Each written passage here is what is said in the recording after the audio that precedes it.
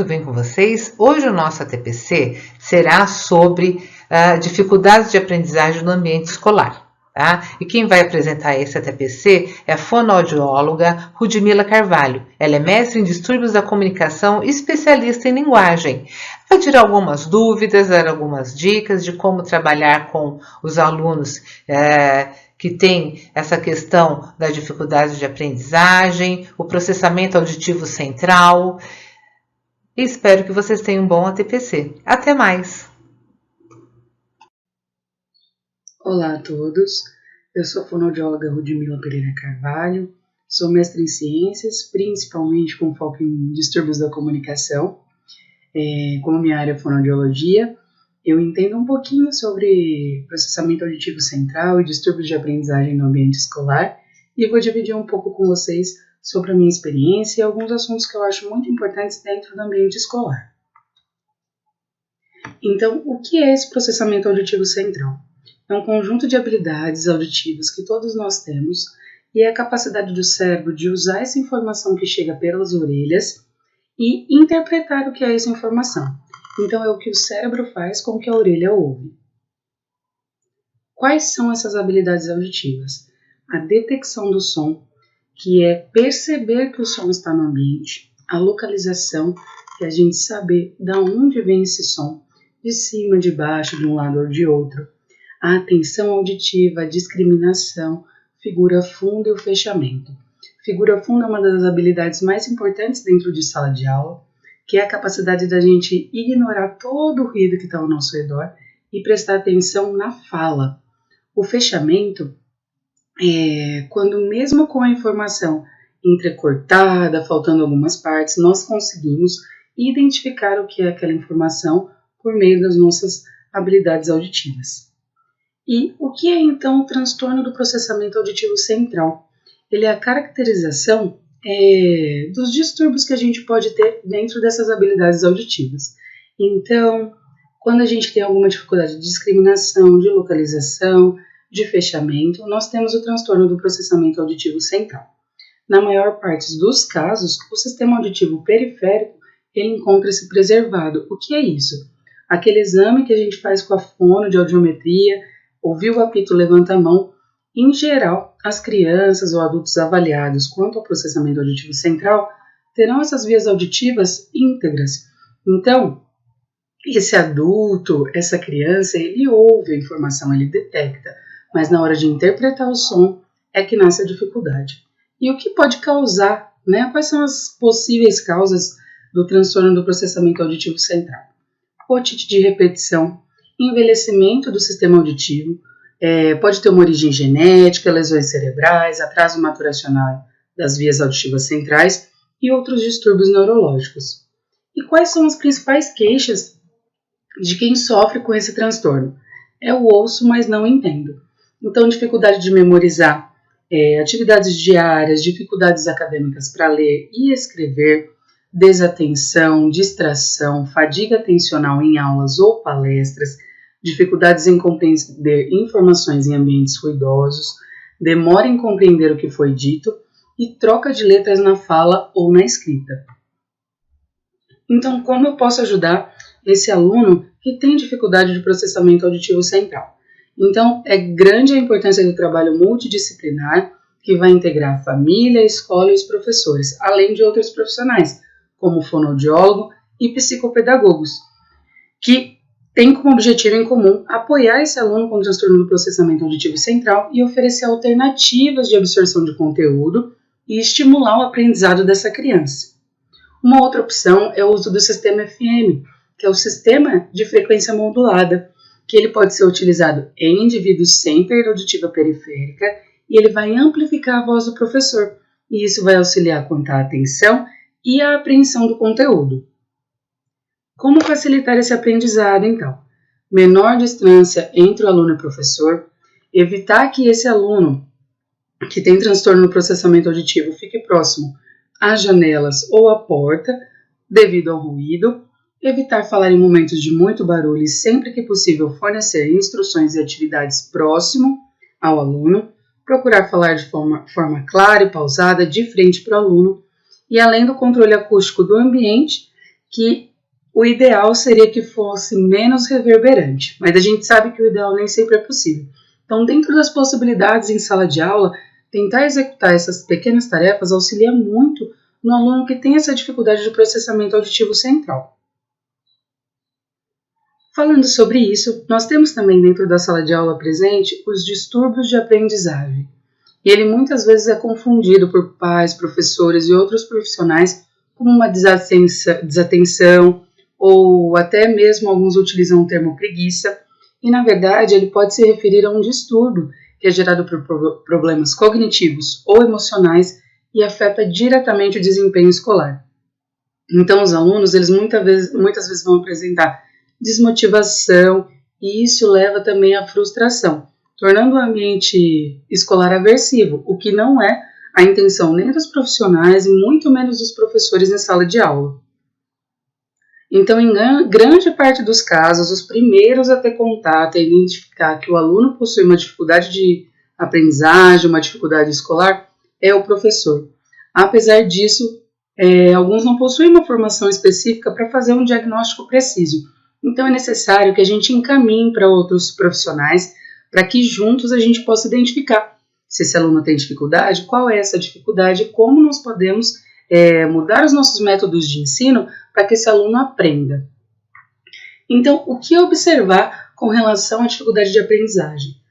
Ele não consegue manter o foco, não consegue finalizar a maioria das atividades em sala de aula, demora mais que os outros para terminá-la, precisa de atenção especial para desenvolver as lições, é uma criança mais ansiosa que o comum, fica frustrado ou muito ativo em momentos em que tem maior autonomia, como no recreio, brincadeiras e educação física, não consegue fazer sozinha a avaliação e tem dificuldade em interpretar as atividades propostas, ou às vezes mostra desinteresse em participar e frequentar a escola. E como facilitar o aprendizado desse aluno? Então, auxiliar o aluno oferecendo oportunidades para que ele descubra as suas potencialidades e identificar o que afeta no desempenho desse aluno e entender as suas necessidades. A escola, por exemplo, pode organizar um apoio individual, pedagógico, no contraturno da aula. Alguns temas também muito procurados dentro de sala de aula, que é a dislexia e a descalculia. Então, a dislexia ela é uma condição e ela faz parte dos transtornos de aprendizagem. Então, ela representa prejuízos no desenvolvimento e na capacidade de aprender conteúdos escolares. Acredita-se atualmente que ela é de origem genética e ela acompanha a pessoa por toda a vida. Mas o diagnóstico geralmente ele é feito durante os primeiros anos escolares, que é no período de alfabetização e onde a aprendizagem é muito mais exigida. Quais são os principais sintomas de dislexia? Erros ortográficos, trocas de letras ou sílabas, inversões, adições ou omissões na escrita, caligrafia irregular, dificuldade em organizar as ideias em formato de texto, dificuldade no ritmo e precisão da leitura, uma leitura silabada e hesitante mesmo após a alfabetização, dificuldade na compreensão de textos ou de problemas, dificuldade no reconhecimento de palavras, no processamento fonológico e resistência para realizar a leitura em público. O que é esse processamento fonológico, que é a parte que uma das quais eu mais gosto? O processamento fonológico é a nossa capacidade de dividir a palavra, as frases de diversas formas, ou juntar, ou rimar. Então, por exemplo, a palavra maçã. Qual é a sílaba inicial? Ma. Identificar qual é a sílaba inicial pode ser uma das dificuldades de quem tem a dislexia. Então, quando a gente dá atividades, divida a palavra em sílabas, você dá as palavras separadas e pede para o aluno encontrar palavras juntando as sílabas. Então, muitas vezes, a pessoa com dislexia vai demonstrar nesses momentos a dificuldade e, por exemplo, não conseguir unir as palavras, não conseguir fazer rimas. Então, tudo isso pode ser identificado não só pelo fonoaudiólogo, mas nas atividades pedagógicas em sala de aula. E como é feito o diagnóstico? Ele busca responder pelo menos algumas perguntas, que são: essa pessoa tem dificuldade de aprender? essas dificuldades interferem significativamente no desempenho escolar e na vida diária? Elas se iniciam durante os anos escolares e ficam mais claras conforme as exigências aumentam? Os problemas não são explicados por outros diagnósticos diferenciais. Então, o diagnóstico busca responder pelo menos essas perguntas, mas também pode avaliar outras habilidades. E o tratamento? O tratamento ele envolve a equipe multidisciplinar, como o psicólogo, o psicopedagogo e o fonoaudiólogo, mas também conta com o auxílio completo e total da escola e da família. Afinal, o aluno ele pertence diariamente à escola, diariamente ao contexto familiar, então o auxílio dos professores, quem está envolvido com a criança dentro da escola e dentro da família, como os responsáveis, irmãos e tios, precisam estar juntos no contexto de tratamento para que o prognóstico seja mais favorável. E a descalculia, uma palavra que já é difícil e ela significa que aquela pessoa ela tem dificuldade para entender a quantidade das coisas e por isso muita dificuldade para entender números e o que eles representam. Então, o transtorno ele pode ser caracterizado pela baixa capacidade em manejar números e conceitos matemáticos. Quais são os sintomas, então, da descalculia? Uma baixa compreensão das relações entre os números, uma dificuldade em aprender e lembrar fatos matemáticos básicos, sofrer para identificar adição, subtração e outros sinais e sofrer para aplicá-los corretamente também.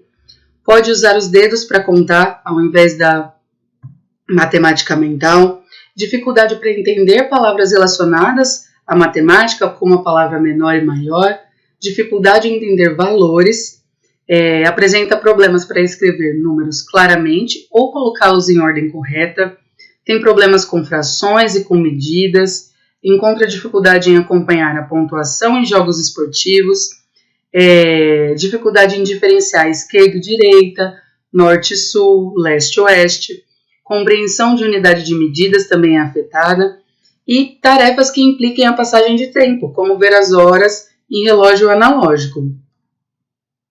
O diagnóstico também é realizado pela equipe multiprofissional, que pode envolver o psicólogo, o psiquiatra, o psicopedagogo e o fonoaudiólogo, e ele tem como objetivo avaliar algumas habilidades, como a memória de trabalho, abstração, atenção, concentração, linguagem, compreensão de quantidades, compreensão de números, contagem e outras habilidades matemáticas.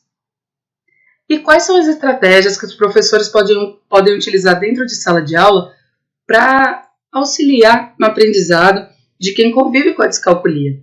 Então, por exemplo, usar o papel quadriculado para aqueles que têm dificuldade em organizar as ideias, e aí o aluno vai conseguir colocar um número em cada quadrado, incentivar o aluno a ler os problemas matemáticos em voz alta, mesmo aqueles que não sejam de enunciados muito grandes, estimar, realizar estimativas, que são como adivinhações, como uma forma de começar a resolver os problemas de matemática, explicar ideias e problemas de forma clara e que incentive o aluno também a fazer perguntas sobre como tudo isso funciona e fornecer um lugar para trabalhar com pouca distração e ter os materiais necessários para a execução daquela tarefa em mãos. Valorizar o raciocínio matemático mais do que o resultado, mais do que o cálculo em si. Fornecer materiais de referência, como tabuadas, fórmulas, calculadoras. Usar a criatividade. Então, utilizar situações diferentes para ensinar matemática, como jogos, preparo de receitas, montagens, construção. Ter certeza de que houve a consolidação do aprendizado. Um ambiente de tarefa limpo, claro, organizado e com poucos estímulos, para que aquele aluno tenha atenção. E os horários de tarefa devem sempre ser os mesmos. Um relógio e um calendário na parede, que vão ajudar esse aluno a organizar o tempo e estabelecer algumas metas. E as pausas também são importantes para a compreensão do conteúdo. Além de apoiar emocionalmente, reduzir a ansiedade, melhorar a autoestima da criança, tudo isso auxilia na aprendizagem, mas também na qualidade de vida desse aluno. E agora sobre um outro tema, também muito encontrado em sala de aula, que é a apraxia. Para que a gente fale um pouquinho sobre a apraxia e como ela está relacionada ao transtorno do espectro autista, eu vou falar para vocês o que é a apraxia primeiro, que é a habilidade de cumprir corretamente uma sequência motora, sendo que a criança ou adulto não pode ter uma lesão, um déficit visível ou uma fraqueza na área motora estudada. Sabendo isso, a apraxia ela é a dificuldade absoluta de se comunicar pela comunicação verbal, quando o indivíduo já nasce ou demonstra nos primeiros anos de vida alguma dificuldade que pode afetar o seu desenvolvimento infantil, sobretudo no que diz respeito ao cumprimento de uma sequência motora de fala. E isso a gente chama de apraxia. Então, ela está inteiramente ligada ao desenvolvimento e pode ser um sinal de um transtorno neurológico, como o TDAH, as síndromes genéticas, o transtorno do espectro autista, entre outros. Além da expressão, os indivíduos eles podem apresentar dificuldades de leitura e de escrita. Quais são os sinais comuns de apraxia? Pausas longas entre os sons das palavras ditas, nem sempre diz uma palavra da mesma maneira, uma dificuldade motora para se alimentar, compreende melhor o que ouve do que a capacidade de falar, tem mais dificuldade em dizer palavras longas, parece ter mais problema para falar quando está nervoso, é difícil ser compreendido quando fala, costuma errar consoantes e vogais ao proferir sílabas e palavras e tem dificuldade em repetir sequências de palavras ou sílabas. Então a gente vai observar na fala desse aluno com apraxia que os sons que ele erra uma vez, pode ser que na outra ele não erre, e vice-versa. Então as palavras elas vão mudar mesmo com as trocas fonológicas. Então um aluno que fala pato, ele fala bato, em alguma outra vez ele pode falar dato. E ele vai trocando até que aconteça de acertar ou errar novamente. Então é observável essa não constância, mesmo nas trocas de sons, tanto na fala, muitas vezes elas podem aparecer na escrita como consequência. E qual é o tratamento? Então, as mesmas áreas ligadas à apraxia, elas também são responsáveis pela linguagem, desde a sua formação até o processo da leitura e escrita. Dessa forma, o profissional que pode cuidar da apraxia é o fonoaudiólogo. Então, quando vocês, professores, identificarem um aluno que possui esses sintomas, algumas dessas características, indique para uma avaliação fonoaudiológica. Caso ele tenha apraxia ou alguma outra dificuldade de aprendizagem, a fonoaudióloga ou fonoaudiólogo vai poder indicá-lo a outro profissional ou iniciar a terapia mesmo fonoaudiológica, de treino motor oral de fala, para que ele possa encaixar esses sons no lugar certo e se comunicar efetivamente. Muitas vezes as crianças com apraxia, isso pode estar ligado sim aos transtornos neurológicos, como o transtorno do espectro autista, mas algumas vezes a criança ela pode ter só a apraxia. Então, por isso é importante encaminhar profissionais para que eles possam indicar qual é o melhor tratamento. Um outro tema que nós encontramos também muito conectado ao transtorno do espectro autista é a ecolalia. Então, ela é uma repetição, é um eco da fala. É uma repetição de sílaba, uma repetição de palavras ou até mesmo de frases. Então, o autismo ele é uma das principais síndromes que desencadeiam a ecolalia. Grande parte dos autistas verbais passam por um período de ecolalia durante a sua vida. Ela pode se apresentar de forma tardia ou de forma imediata. Ecolalia imediata é quando a criança, o aluno, o adulto, repete logo após o fim da palavra, da frase ou da sílaba. E a ecolalia tardia é quando ele leva um intervalo de tempo significativamente maior para executar essa repetição. Como eu vou ajudar, então, alguém que tem ecolalia? O que eu posso fazer? A ecolalia ela faz com que a criança não consiga se comunicar efetivamente, além de atrapalhar na reciprocidade do contato social, nas trocas. Além disso, interfere nas dificuldades de entrar em contato social com diferentes contextos que a vida exige, entre outros. Então, o primeiro ponto é não reforçar a repetição. Orientar o aluno a fazer uma atividade social ou lúdica que o faça esquecer a sílaba, a palavra ou a frase repetida. O segundo ponto é sempre apresentar novas palavras. Isso auxilia para que o vocabulário cresça e também é excelente para o desenvolvimento, além de estimular memorização.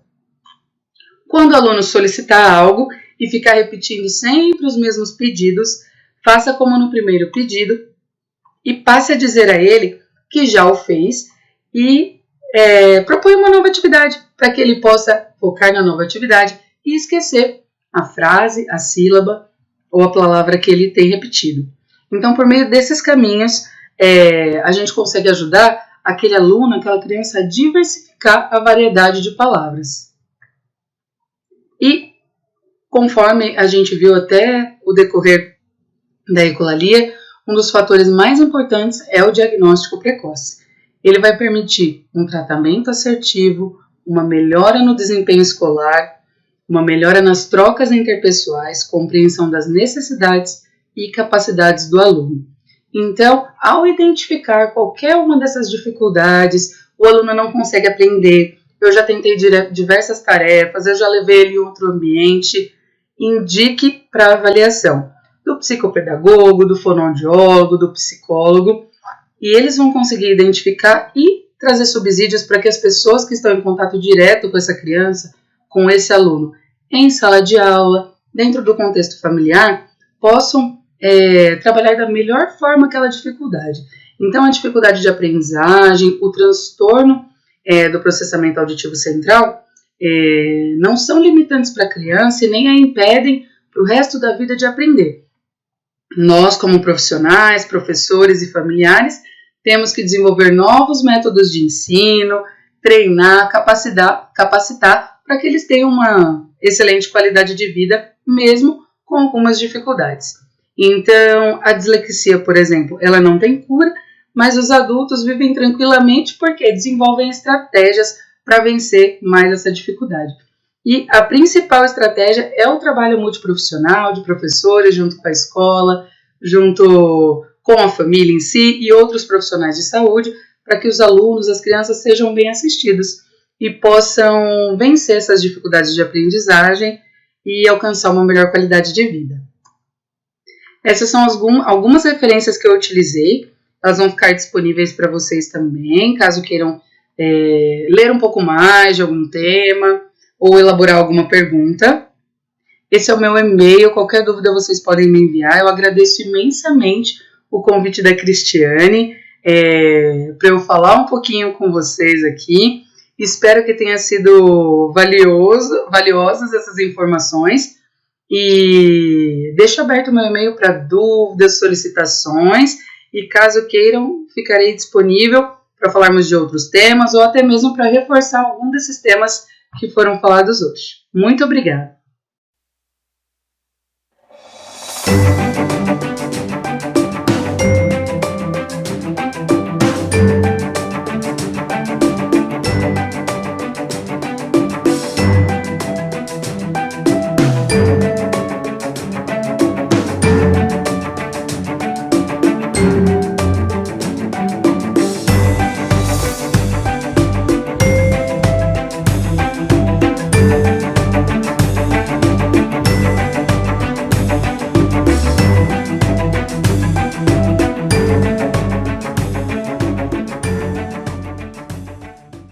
Próxima professora que é a Budibá, que é a de lesão. Isso aqui.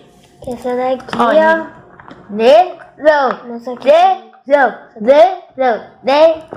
Aqui, ó.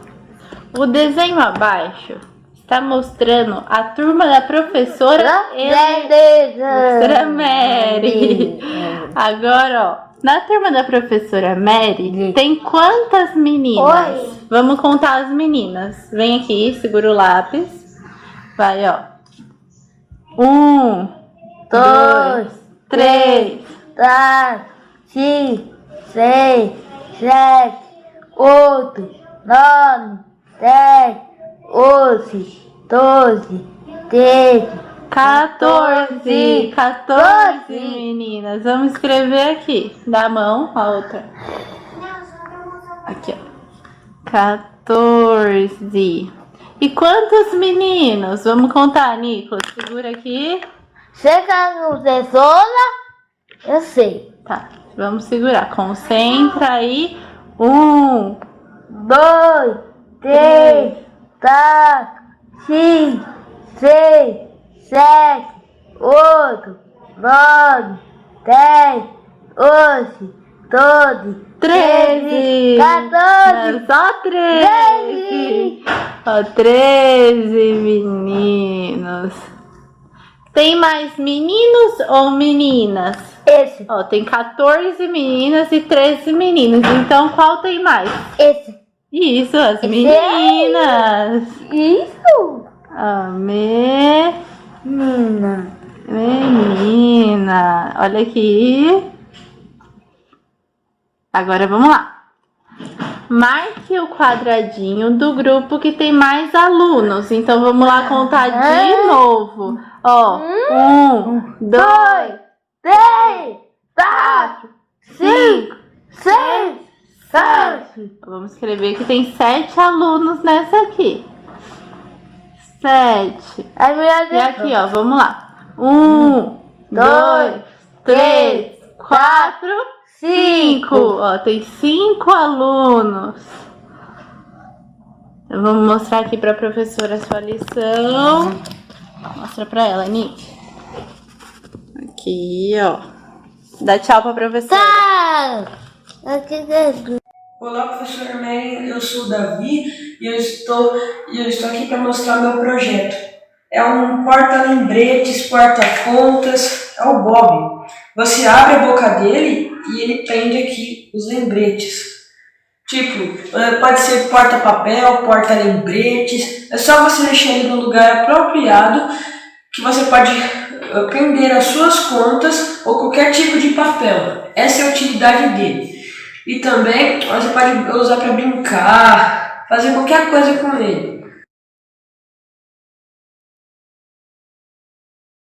Enquanto no estado de São Paulo há uma estabilidade, na cidade de São Paulo há uma queda das mortes. Hoje, a média móvel mostra 53 óbitos na média dos últimos 7 dias. D de dado. Há 12 dias esse número era de 87.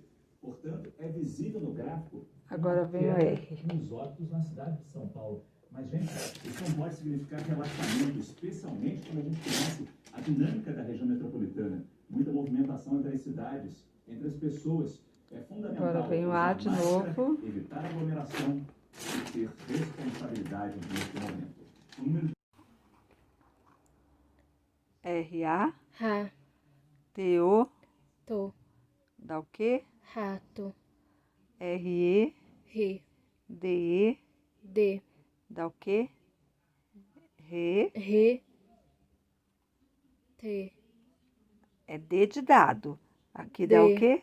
re, de, R-A, ra, L-O, lo, então dá o quê? lo, Na frente, Miriam. ro, ro, R-A, ra, L-O, lo, volta pra cá. Não é pra você voltar pra cá. ra, ra, lo, R-E, re, M-O, mo, então dá o quê? re, mo, R-E, re, I, i, Re, re, i, R-U, ru, a, dá o quê? ru, a, R-U, ru, D-E, de, dá o quê? ru, de, R-U, ru, G-A, já, G-A de gato. R-U, u, G-A, já, G. ga, R-U, R-U, ru, G-A, ga, então dá o quê? verruga, Não. R-U, ru, G-A, ga, então dá o quê? É Ru, ru, ga, R-U, ru, M-O, mo, então dá o quê?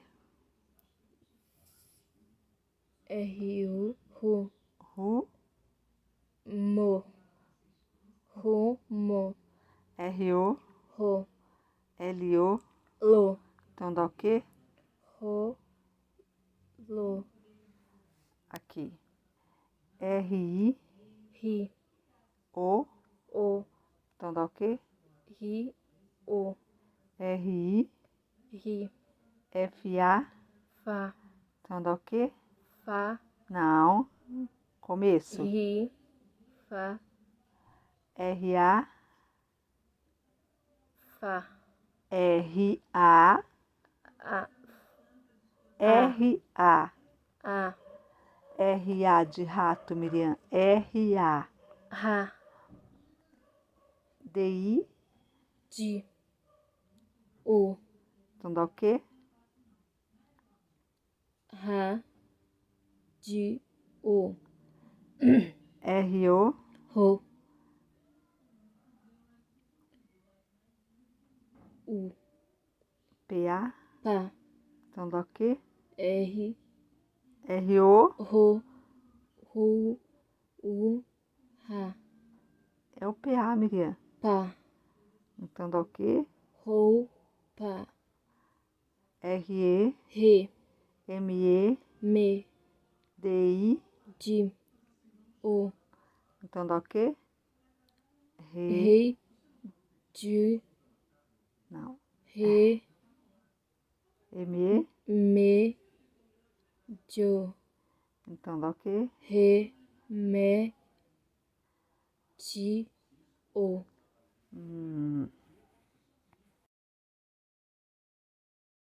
Blá blá blá blá blá blá, química, química, blá blá blá blá blá blá blá blá blá blá blá.